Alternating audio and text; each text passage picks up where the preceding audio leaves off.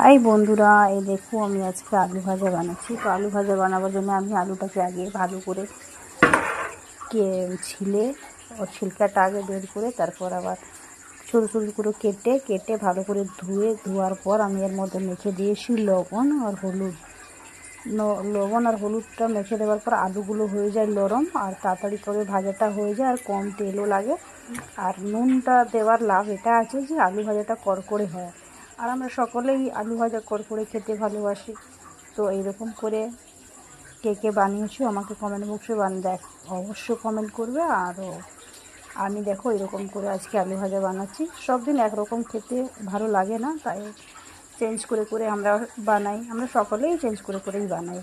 তো এই দেখো আমি আজকে এরকম করে বানাচ্ছি।